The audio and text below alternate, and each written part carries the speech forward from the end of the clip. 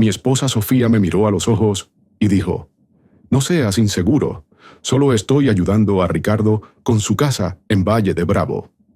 Ricardo, su exmarido, cada fin de semana, a solas. Me pidió confianza, pero lo que descubrí después me hizo ver que no era yo el paranoico. Era ella la que tenía una vida paralela. Y lo peor de todo, la disfrutaba. Cuando Sofía me dijo que pasaría algunos fines de semana en la casa del lago de su ex esposo, no fue una conversación, fue una declaración. «Es perfectamente inocente», dijo, revolviendo su café sin mirarme. «Ricardo necesita ayuda con unas remodelaciones, y yo conozco esa casa mejor que nadie». El tono con el que lo dijo fue lo que más me perturbó. Neutral, como quien informa que va al supermercado. Ninguna solicitud de opinión, ninguna invitación al diálogo. Solo hechos. «¿Todos los fines de semana?», pregunté con voz firme. «No todos», respondió, levantando finalmente la mirada. «Solo cuando me necesite». Lo que vi en sus ojos no fue comprensión, ni duda. Fue desafío, como si ya supiera que me incomodaría y le diera igual, como si me estuviera empujando a marcar la diferencia entre aceptar o ser tachado de inseguro. «No vas a hacer de esto algo raro, ¿verdad?», añadió. Esa frase me sacudió más que todo lo anterior. ¿Raro? Que mi esposa se fuera a la casa de su ex, sola, con frecuencia. Y cuestionarlo me hacía a mí el problema. La inversión de roles era tan hábil que por un segundo me sentí culpable. Sofía tenía esa forma elegante de manipular sin levantar la voz. Lo había perfeccionado con el tiempo. «¿Desde cuándo te pidió ayuda con eso?», pregunté, observando con atención cada cambio en su expresión. «El mes pasado», dijo, pero algo en su voz, en el ligero movimiento de sus hombros, me dijo que mentía. «¿Y por qué no lo mencionaste antes?». «Porque no pensé que lo ibas a convertir en un interrogatorio». Se levantó bruscamente. Su silla raspó el suelo de la cocina como si su indignación tuviera que dejar marca. «Si no confías en mí para esto, entonces eres demasiado inseguro para mí». Ahí estaba, la amenaza disfrazada de análisis, el chantaje emocional envuelto en psicología barata. No solo me estaba diciendo lo que iba a hacer, me estaba advirtiendo que, si osaba cuestionarlo, me convertiría en el hombre al que ella no respetaba. Yo no grité, no golpeé la mesa, solo asentí en silencio. «Tienes razón», dije con calma, «estoy siendo inseguro». Ella parpadeó, sorprendida por la falta de resistencia. Claramente esperaba una pelea. En cambio, me levanté, enjuagué mi taza y salí de la cocina. Esa fue la primera grieta. No el hecho de que se fuera con su ex, sino su reacción a ser cuestionada. Era como si ya hubiera ensayado cada respuesta, como si esa conversación ya la hubiera tenido. Pero no conmigo. Esa misma tarde, me crucé con el señor Martínez, nuestro vecino, en el centro comercial. Un hombre simpático, jubilado, con más tiempo para observar de lo que uno imagina. «Oye, ¿cómo va lo de la casa del lago?», preguntó, como quien comenta sobre el clima. «Sofía me dijo que lleva semanas ayudando a su ex. Qué buena onda de su parte». «¿Semanas?», pregunté, fingiendo una sonrisa. «Sí, va muy bien». Pero por dentro, algo se activó. Esa noche, abrí el estado de cuenta de nuestra tarjeta conjunta. Cargos de gasolina. Todos los viernes por la tarde. Todos los domingos por la noche. Siempre en la misma gasolinera. Exactamente a mitad de camino entre la ciudad y Valle de Bravo. Revisé 3 meses atrás. El patrón era perfecto. Fin de semana tras fin de semana. Ella había mentido. Y yo, creyendo que estaba en casa de una amiga, en el club de lectura, o simplemente ocupada con cosas suyas. Una mentira aislada es un error. Una mentira estructurada, sostenida, pulida con detalles, es un plan. Y Sofía había estado ejecutando el suyo en silencio, sin apuro, confiando en que yo no la vería. La tercera pieza del rompecabezas llegó ese mismo fin de semana. Ella volvió a irse al lago, y yo fui a cenar con una pareja de amigos. Todo parecía normal hasta que la esposa comentó, con una sonrisa de complicidad: «Es tan tierno lo que Sofía está haciendo por su ex. En el club de lectura no para de hablar de las renovaciones». «¿Club de lectura?», asentí, guardando la compostura, mientras las piezas en mi mente comenzaban a encajar. No solo me mentía a mí, me mentía a todos, pero de forma distinta. A ellos les hablaba con orgullo de su proyecto con Ricardo. A mí me ocultaba cada detalle. Esa noche, mientras ella se duchaba, revisé su galería de fotos. Imágenes perfectamente inofensivas, pintura fresca, planos, herramientas. Y Ricardo, siempre con ella, siempre sonriendo, siempre demasiado cerca. Pero lo que me paralizó no fueron sus rostros, fueron las fechas. Algunas fotos eran de miércoles, otras de jueves por la noche, todas tomadas en momentos en que ella me decía estar en otro lugar. Cerré el teléfono y lo dejé donde lo había encontrado. Ella salió del baño tarareando, feliz, más feliz que en casa desde hace meses. Yo me senté en la cama sin decir nada. No necesitaba pruebas, ya las tenía. Lo que necesitaba era decidir qué hacer con ellas. El lunes siguiente, mientras Sofía se arreglaba para salir a trabajar, tomé el teléfono y marqué un número que no usaba desde hacía años. El de la señora Ocampo, presidenta del club de lectura. Ella me conocía bien por eventos sociales en el vecindario. ¡Qué sorpresa!, exclamó con su tono siempre animado. ¿Todo bien? Todo bien, gracias. Solo tenía curiosidad. Sofía sigue yendo al club. Me mencionó que han estado hablando mucho sobre el proyecto de su ex esposo. Del otro lado hubo una pausa breve. Sofía. Oh, cielo. Hace meses que no la vemos. Al menos 2. Pensamos que estaba ocupada. Qué raro que mencione eso si ni aparece. Agradecí y colgué. Me quedé en silencio, en el auto, con las manos en el volante, dejando que la realidad terminara de hundirse. No estaba equivocado. Todo había sido una farsa cuidadosamente construida. Las coartadas, los tiempos, las excusas.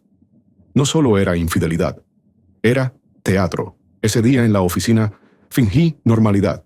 Hice llamadas, respondí correos, asistí a reuniones, pero cada minuto libre lo usé para otra cosa. Investigar. No sobre Sofía. Ya no necesitaba más pruebas. Lo que buscaba ahora era plan. Pensé en contratar un detective, pero lo descarté. ¿Para qué pagar por confirmar lo que ya sabía? No quería más fotos, quería una salida. Volví a casa y encontré a Sofía en la cocina, sonriente, como si todo estuviera bien. Me preguntó cómo había sido mi día. Dije que productivo. Ella pareció relajarse. Me besó en la mejilla y dijo que se ducharía para quitarse el polvo de la remodelación. No pude evitar notar que traía otro brillo en la piel, una energía que no mostraba en casa desde hace mucho. Esa noche, abrí mi laptop y comencé a buscar propiedades en Valle de Bravo. No para mudarme con ella, para superarla. Quería una casa mejor que la de Ricardo, más grande, más moderna, más impresionante. Una que dejara claro que si Sofía había querido jugar a la casita con su pasado, yo no pensaba quedarme como el espectador resignado. Encontré 3 opciones viables. Hice llamadas, pedí información, agendé visitas para el viernes. Iría solo. Mientras ella volvía a vivir su mentira, yo comenzaría a construir mi verdad. Desde ese día, me convertí en el esposo ideal. No cuestioné nada. No hice comentarios pasivo-agresivos. No la confronté, solo escuchaba, sonreía, asentía. Cuando mencionaba que iban adelantados con la terraza del lago, decía que me alegraba. Cuando se quejaba de que yo pasaba demasiado tiempo viendo fútbol, apagaba el televisor sin chistar. Cuando decía que necesitaba espacio, le daba el doble. Ella se sentía cada vez más libre, yo cada vez más listo. El martes siguiente, la agente inmobiliaria me envió fotos de una propiedad espectacular, justo frente al lago, a pocos metros de la casa de Ricardo. Vista panorámica, muelle privado, jardín amplio. Más de lo que nunca habíamos soñado. Le respondí con una frase corta. Quiero verla el viernes. Ese mismo día, me encontré en el supermercado con Elena, la mejor amiga de Sofía. Siempre habíamos tenido buena relación. Me saludó con un abrazo y una sonrisa, pero luego frunció el ceño. Oye, ¿todo bien entre ustedes? Claro, ¿por qué lo preguntas? No sé, solo he notado que Sofía está muy diferente últimamente, más fría, incluso conmigo. Y el otro día, en el café, me pareció verla con Ricardo. Sabía que no debía decir nada, pero dejé que el silencio hablara por mí. ¿Estás seguro de que todo está bien?, insistió. Le respondí con una sonrisa tranquila. Todo está exactamente como tiene que estar. Cambié de tema y me despedí pronto. No quería sembrar rumores ni dar pistas. Aún no. Primero tenía que asegurar el terreno.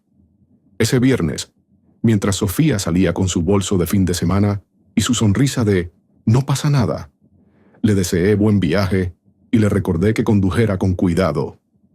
«Te amo», me dijo de forma automática, ya con una pierna fuera de la puerta. «Yo también», respondí, como si lo creyera. Una hora después, estaba manejando hacia Valle de Bravo, en la dirección opuesta. Me reuní con la agente. La casa era aún mejor, en persona. Imponente, luminosa, elegante. Desde el muelle se podía ver claramente la propiedad de Ricardo, casi poético. ¿Le interesa hacer una oferta?, preguntó ella. No todavía, respondí. Primero quiero invitar a unos amigos aquí, hacer una reunión, ver cómo se siente el lugar con gente. Ella sonrió. Eso se puede arreglar. Esa noche reservé un servicio de catering. También una pequeña orquesta de jazz. Y envié mensajes a algunos conocidos. Barbacoa este domingo, en Valle de Bravo, nueva casa. No falten. Sofía volvería ese día, pero esta vez no la esperaría en casa. La esperaría desde la cima. El domingo llegó más rápido de lo que esperaba. Al amanecer, manejé hasta la nueva casa, con todo listo. Los proveedores ya habían llegado. Los meseros organizaban las mesas en el jardín. Los músicos afinaban sus instrumentos, y el aroma de la carne asada comenzaba a llenar el aire. Yo supervisaba cada detalle con calma, como si llevara años viviendo allí. No lo hacía por vanidad, lo hacía por precisión. Sabía que no solo era un evento social, era una escena cuidadosamente diseñada, una lección sin palabras. Al mediodía comenzaron a llegar los primeros invitados, amigos, colegas, incluso algunos vecinos del mismo valle que antes solo conocían a Sofía y a su ex. Saludaban con curiosidad. Preguntaban cómo había conseguido una propiedad tan codiciada. Yo respondía con una sonrisa. El momento llegó. Era hora de cambiar de vista. Mientras la música sonaba y el vino corría, vi a Elena llegar, acompañada de otra amiga del círculo de Sofía.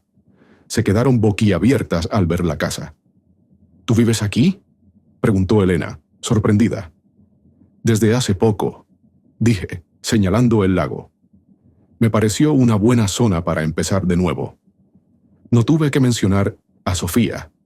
Ellas solas conectaron los puntos. A las 4:30 de la tarde, Sofía volvió de su viaje. Yo sabía que a esa hora, usualmente, regresaba. Lo había calculado todo, según el historial de la tarjeta de crédito y sus fotos pasadas. Siempre llenaba el tanque antes de regresar. Eso me daba un margen casi exacto. Estaba en la terraza, con una copa en la mano, cuando la vi detenerse al otro lado del lago, frente a la casa de Ricardo. Salió del coche, notó los autos, la música, las personas, y se quedó paralizada al ver que todo eso no ocurría allá, sino aquí.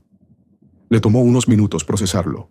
Luego, sin prisa, comenzó a caminar por el sendero que conectaba ambas propiedades. Yo la vi venir desde lejos. No me moví. No le mandé mensaje. No la invité. Pero tampoco cerré la puerta. Cuando entró al jardín, nadie se giró. No era la protagonista de esta historia. Ya no. Se acercó a mí, con una sonrisa tensa, fingida. ¿Qué es esto?, preguntó, mirando alrededor. Una celebración, respondí. Nueva etapa, nueva dirección. ¿Te gusta? ¿Desde cuándo tienes esta casa?, dijo con tono frío. Desde hace unos días.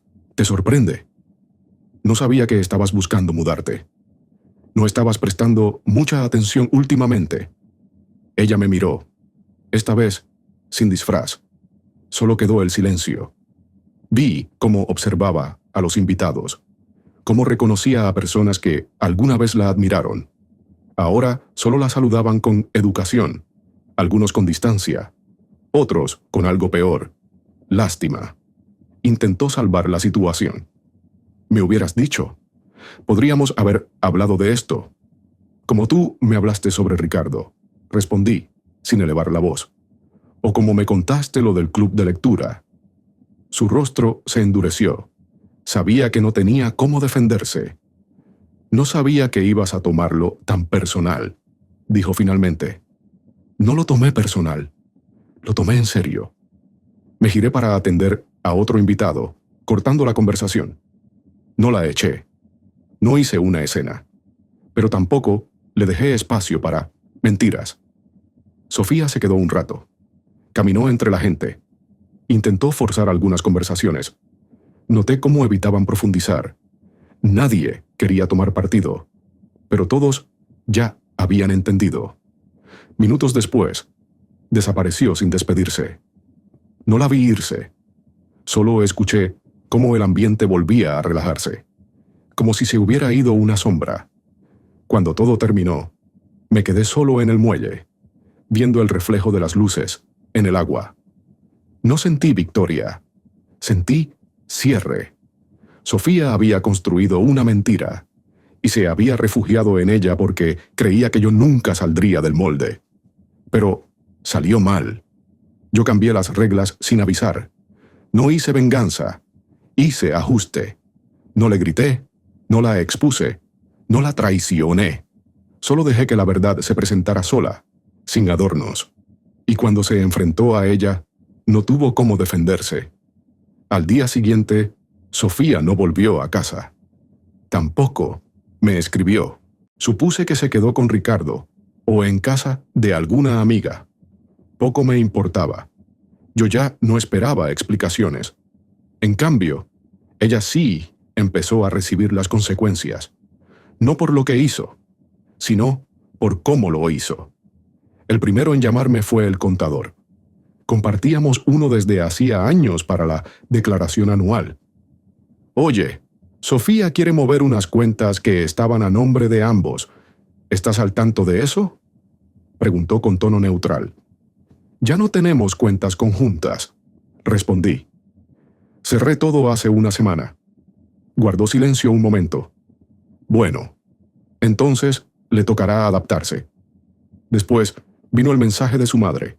Siempre fue una mujer cortante, pero decente. ¿Podemos hablar?, decía. No respondí.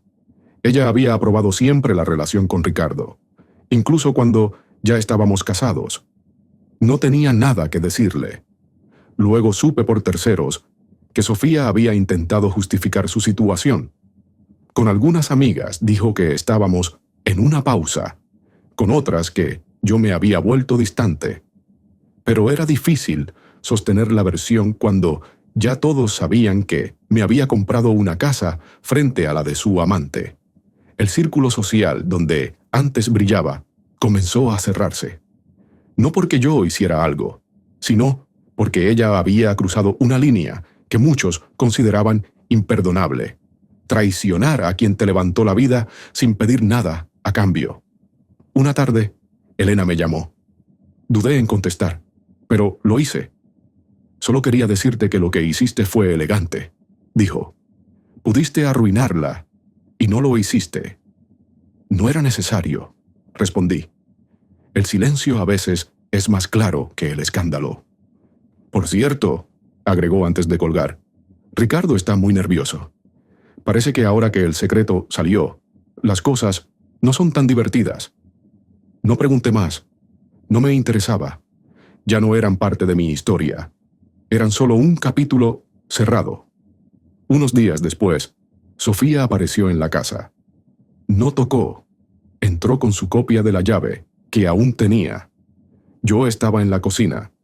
La vi entrar y dejar su bolso en el sofá, sin decir palabra. Me miró como si nada hubiera pasado. «Podemos hablar», dijo finalmente. «Habla. Quiero entender en qué momento te alejaste tanto como para hacer lo que hiciste». Solté una risa breve. No burlona. Solo cansada. ¿En serio quieres poner esto en mis hombros? No. Quiero entender. Entonces, empecemos por aquí. ¿Cuándo decidiste que mentirme era mejor que decirme la verdad? No fue tan simple. Claro que lo fue. La interrumpí. Tú elegiste ocultar, elegiste fingir, elegiste jugar con fuego, solo que pensaste que yo nunca prendería la luz. Ella bajó la mirada. ¿Y ahora qué?, preguntó con voz baja. Ahora nada. Ya no somos lo que éramos. ¿Esto es un adiós? No, es un punto final. Adiós fue el día que metiste la primera mentira. Lo que queda ahora es cerrar. Yo no quería que esto terminara así. Pero hiciste todo para que así fuera. Se quedó en silencio. Luego se levantó, tomó su bolso y caminó hacia la puerta. ¿Puedo pedirte algo?, dijo antes de salir. Depende. No hables mal de mí. No me señales. Déjame caer sola. No necesito empujarte. Lo hiciste tú sola. Pero no te preocupes. No diré nada. Ni una palabra más. La vi cerrar la puerta. Esta vez sin portazos, sin dramatismos. Solo el sonido seco de un final inevitable. En los días siguientes, empecé a mover mis cosas al nuevo hogar. Ya no era una idea. Era una decisión. Dejé el departamento vacío. Entregué la copia de la llave a la administradora del edificio.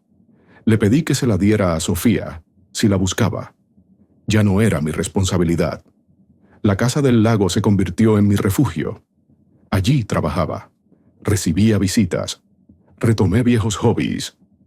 No necesitaba llenar el espacio con gente ni ruido. La Paz tenía su propia música. Sofía intentó contactarme una vez más. Me escribió un correo largo, lleno de frases como errores compartidos, confusión emocional y segundas oportunidades. No lo respondí. Lo marqué como leído y lo archivé. No por rencor, sino porque ya no quedaba nada que reconstruir. Ella eligió su historia. Yo elegí la mía. Y en la mía no hay espacio para repetir capítulos rotos. Han pasado 6 meses desde aquella última conversación con Sofía. No volvió a buscarme. O, si lo hizo, al menos no lo noté. Cambié de número. Cerré redes sociales. Me alejé de los lugares que solíamos frecuentar. No por cobardía, por limpieza. A veces, el mayor acto de dignidad es desaparecer sin ruido.